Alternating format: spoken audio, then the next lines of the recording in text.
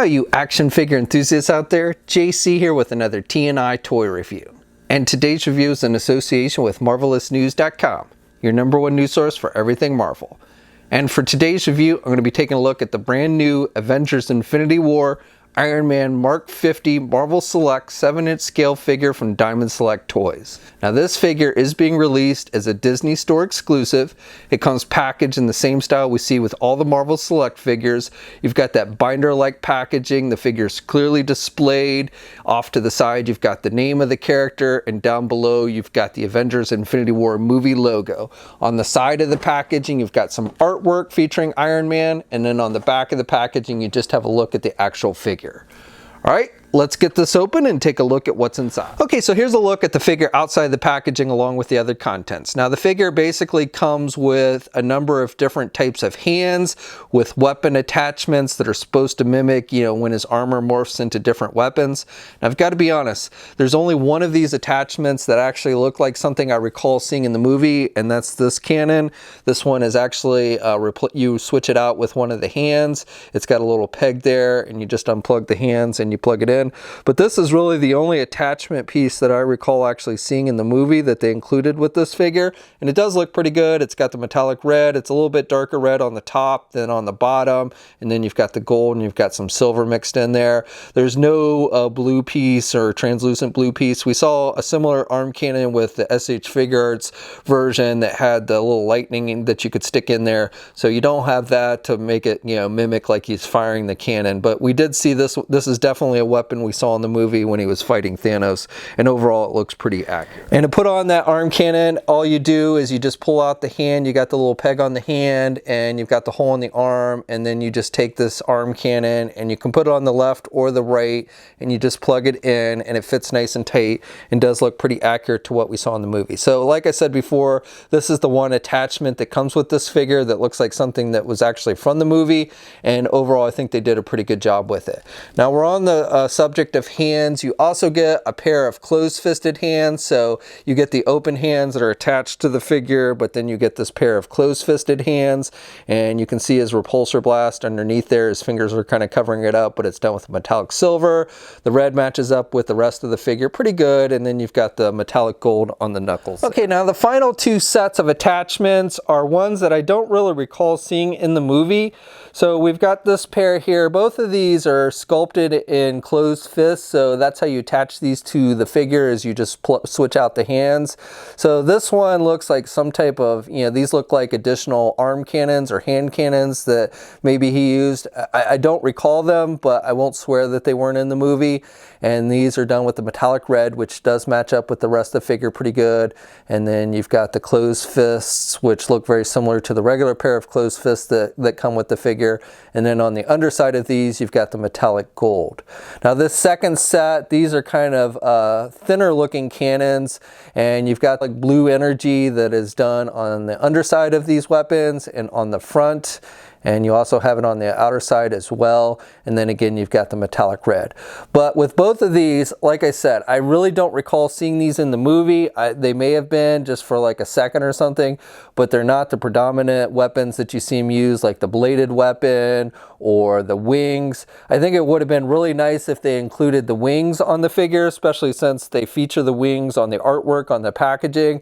I think that's probably one of the most iconic looks for this particular armor, is having those wings on there. So it would have been nice. Also maybe the blades, the actual blades that you see him use, that would have been a nice attachment to have as well. And here's a look at the larger cannons attached to the figure, and the way they're sculpted is basically he's holding them under his hands, not over like a gun. So it's kind of weird, but definitely these look like larger cannons or something that he has. And then you can switch them out. They just unplug like a regular pair of hands, and then you just plug in the alternate pair. So this is the thinner pair, and these are supposed to be, they're sculpted, so he's holding them under his hands like that. So again, not really something I recall seeing in the movie, but I guess it's better than nothing on, like the Hasbro Marvel Legend figure that didn't come with anything. It is nice that at least they included some accessories, but this one is really the only one I actually recall seeing in the movie. Okay, and just in case if you're wondering, you can actually, if you wanted to use some of these weapon attachments from the Marvel Select figure with your Hasbro Marvel Legend figure, they will actually work. So especially like this hand cannon, it will actually fit in there. So do be a little bit careful because the peg is a little bit on the larger side than the hole, but you can actually get it in there and it will fit on there actually pretty tight. The only downside here is the shade of red on the weapon attachment is a darker color than the rest of the figure of the Marvel Legend, so it's not going to be it's not going to look perfect. But if you wanted to give your Marvel Legend Iron Man figure a weapon accessory, it will actually work. You can use the hand pieces too if you wanted to. They don't fit perfectly. The pegs on the hands are actually taller or longer than the Marvel Legend ones, so you will have some of that peg exposed. But if you want them to hold these other weapons that the Marvel Select comes with, it will actually stay in there pretty tight. Okay, now for the figure itself. Now the first thing that I would recommend you do when you first take this figure out of the packaging is get a hairdryer and heat up the joints. They are very stiff, and if you try and start moving the figure without heating up the joints, I'm afraid you might break them. So just be wary of that. For the figure itself though, I think they've done a pretty solid job with the paint applications. I like the metallic red that they use and the golds. It looks like actual armor. I think it is far better looking than the paint job that Hasbro did with their Marvel Legend version, which looks much more like plastic. So definitely I think Diamond Select Toys did a better job with the paint. Even when you compare it to the SH Figure Arts, I think the Figure Arts one has a little more detailing with the silvers and the blue and gold and everything, but I think I like the shade of red that they used with this Marvel Select version. It's a brighter kind of a hot rod type red. I like that look better. I'm not sure which one is more movie accurate. Maybe the SH Figure Arts, I'm not sure, but I like how the red looks on this Diamond Select Toys version over the SH Figure Arts version. Okay, and here's a closer look at the figure so you can get a better look at all the sculpting detail on the figure with the line work here at the midsection. You've got the metallic silver in there. And I like how the arc reactor looks. You've got that blue tint there, and you've got the blue tint on these little dots here at his chest and up here around his neck and on his eyes with the helmet. I think they did a good job with the faceplate. Looks very movie accurate. And then you've got the line work that goes around the back of the helmet. And then you've got all this line work on the back of the figure as well, which I think is nicely done.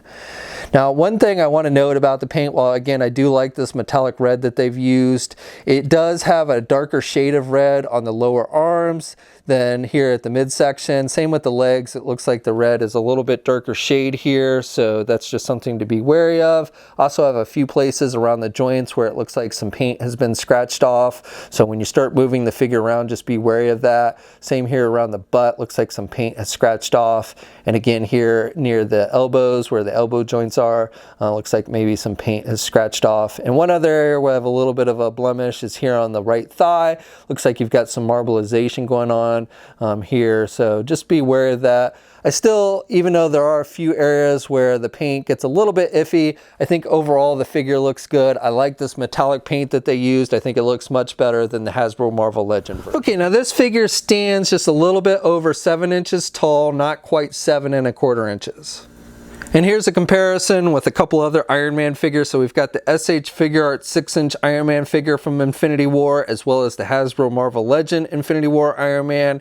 And you can see this 7-inch scale Marvel Select figure is the tallest of the three. Now, I don't have a whole lot of Marvel Select figures, but here's a comparison with a couple of recent ones. So we've got the Thor Ragnarok Gladiator Hulk figure, as well as the Destroyer figure. Now, this is actually the first Infinity War Marvel Select figure to be released. There are a few more coming at the end of December. There's going to be Captain America, there's Thor with Teenage Groot, and then Iron Spider-Man is getting the Marvel Select treatment as well.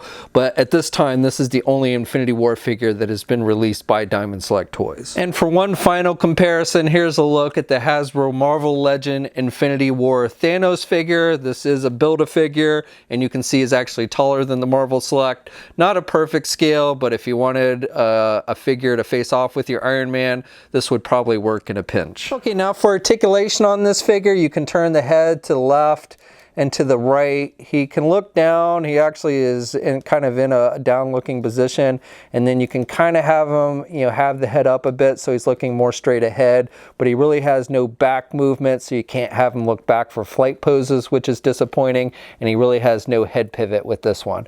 The arms you can get out good there at the shoulder. He's got good rotation. He does not have a bicep swivel. He's only got a single hinged elbow, so he can bend his elbow that much, and then he does have rotation there at the elbow. You've got rotation with the hands. You do have hinges on the hands, so you've got some up and down movement there with the hands, which is good.